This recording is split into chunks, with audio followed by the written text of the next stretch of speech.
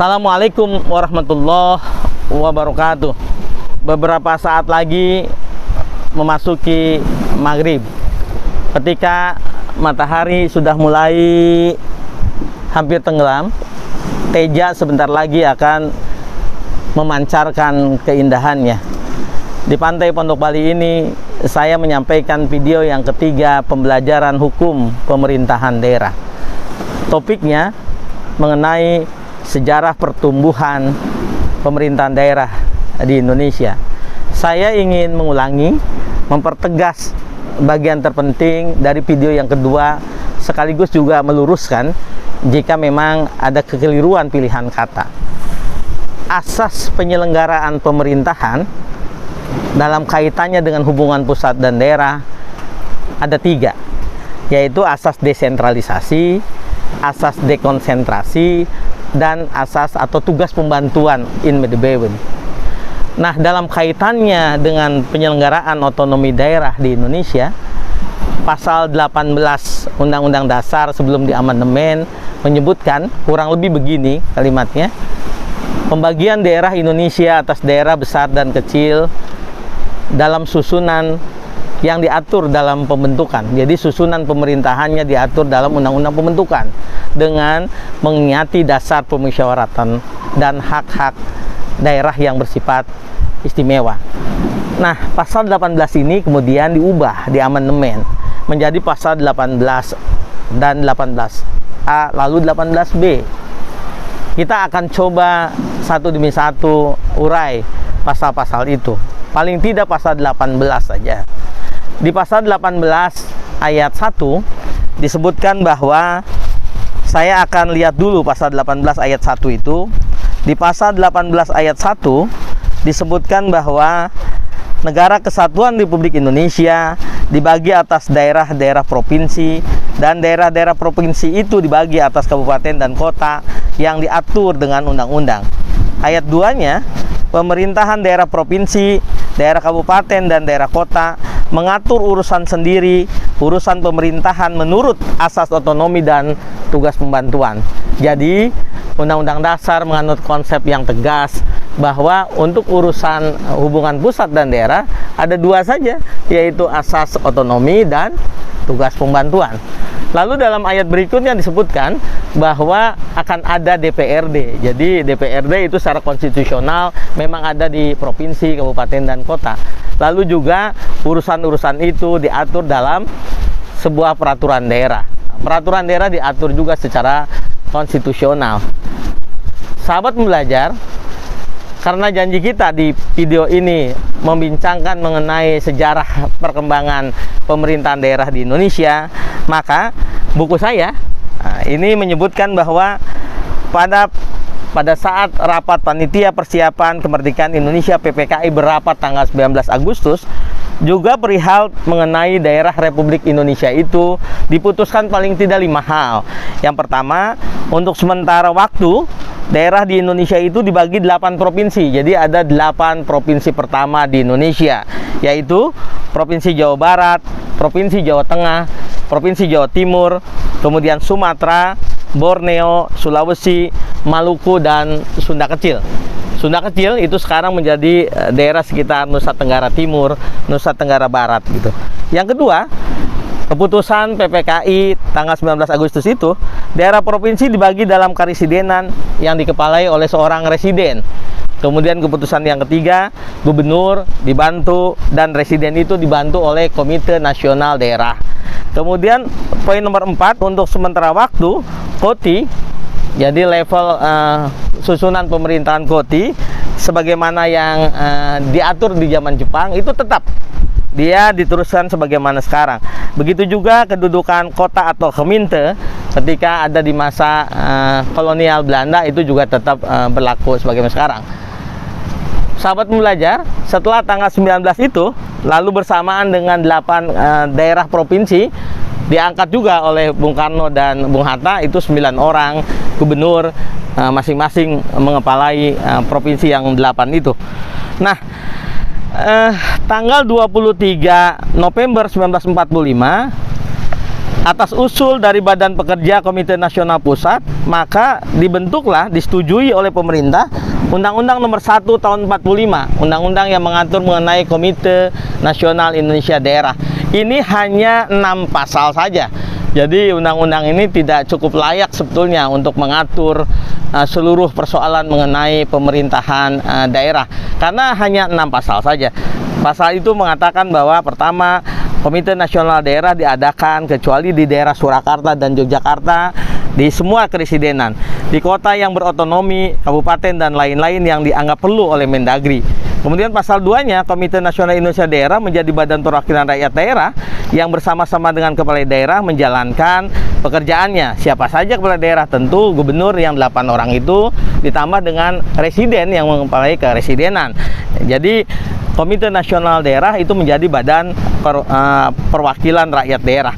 Lalu pasal 3, Komite Nasional Daerah dipilih di beberapa orang saja, sebanyak-banyak 5 orang sebagai badan eksekutif yang bersama-sama dengan pimpinan daerah menjalankan pemerintahan sehari-hari. Jadi 5 orang dipilih oleh Komite Nasional Daerah, itu ada 5 orang badan eksekutif. Jadi Komite Nasional Daerah memilih badan penyelenggara pemerintahan untuk menjalankan pemerintahan harian bersama-sama dengan kepala daerah. Nah, kemudian pasal 4-nya, Ketua Komite Nasional Daerah harus diangkat sebagai wakil ketua badan yang menyelenggarakan itu. Jadi Komite Nasional Daerah memilih beberapa orang, sebanyak-banyaknya 5 orang sebagai badan eksekutif. Ternyata Ketua Komite Nasional Daerah harus diangkat menjadi wakil ketua badan itu. Dan pasal 5, biaya untuk keperluan Komite Nasional Daerah disediakan oleh pemerintahan daerah. Pasal 6, undang-undang ini berlaku pada hari diumumkan. Tentu ketika diumumkan 23 November, undang-undang ini berlaku pada hari itu juga. Semula, Undang-Undang Nomor 145 ini tidak diberi penjelasan, tapi kemudian karena tidak cukup memadai, maka kemudian diberikan penjelasan, dan penjelasan itu kemudian melengkapi hal-hal yang ada kekosongan hukumnya. Sahabat pembelajar, itu adalah undang-undang pertama dipandang. Lalu kemudian ada undang-undang yang kedua, yaitu Undang-Undang Nomor 22 Tahun 1948 tentang pemerintahan daerah, 10 Juli 48. Undang-undang ini mendapatkan sambutan yang luar biasa, tidak hanya karena Undang-Undang 145 yang terlampau singkat, tetapi juga undang-undang ini mengatur banyak hal, dan ini dipandang sebagai undang-undang yang luar biasa ketika pengaturannya. Tetapi undang-undang ini tidak bisa dijalankan karena keburu kita kemudian masuk menjadi Republik Indonesia Serikat. Sahabat pembelajar, setelah terbentuknya otonomi daerah berdasarkan Undang-Undang Nomor 22 48, maka di daerah tidak ada lagi penguasa yang menyelenggarakan urusan. Jadi tidak akan ada lagi penguasa yang akan menyelenggarakan urusan. Tidak akan ada lagi dualisme pemerintahan. Jadi dualisme pemerintahan, kepala daerah satu sisi, kemudian badan eksekutif sisi lain, itu dihapus. Urusan-urusan yang dulu dikerjakan oleh Pamong Praja katanya akan dimasukkan dalam pemerintahan daerah. Paling lambat akan dilepas Pamong Praja itu menjadi pegawai daerah otonom dalam penjelasannya. Tetapi sayang, Undang-Undang Nomor 22 itu tidak bisa dilaksanakan karena kita keburu ke Republik Indonesia Serikat. Sahabat pembelajar, selanjutnya adalah penyelenggaraan pemerintahan daerah ketika kita di masa RIS.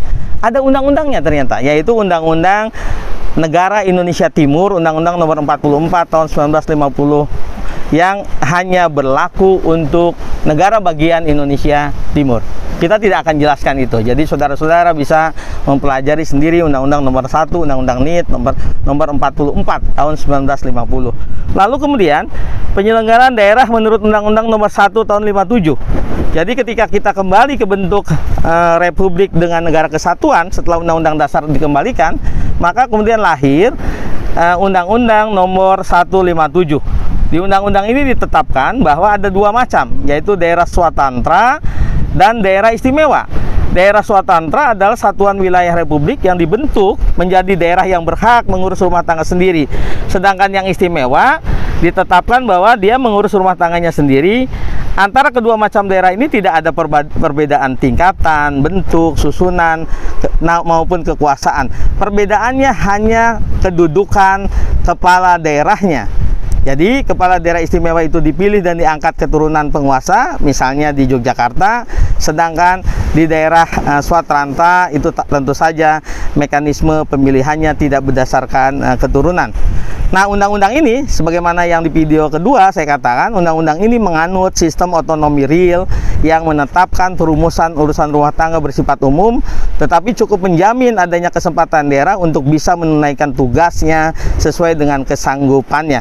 Itu di mana diaturnya? Di pasal 31 ayat 1 Undang-Undang 157, juga di beberapa pasal lainnya. Sahabat pembelajar, setelah itu ada Penpres yang saya sebut, ada Penpres penetapan presiden atau undang-undang nomor 6 tahun 1959, ada Penpres nomor 5 tahun 1960, dan ada beberapa undang-undang lain termasuk Undang-Undang nomor 18 tahun 1965 yang tidak sempat juga dilaksanakan karena keburu kita kemudian beralih dari Orde Lama ke Orde Baru. Sahabat pembelajar, ini sudah lebih dari 10 menit. Karenanya kemudian saya pikir ada undang-undang lama, yaitu Undang-Undang nomor 5 tahun 1974, yaitu undang-undang tentang pokok-pokok penyelenggaraan pemerintahan di daerah.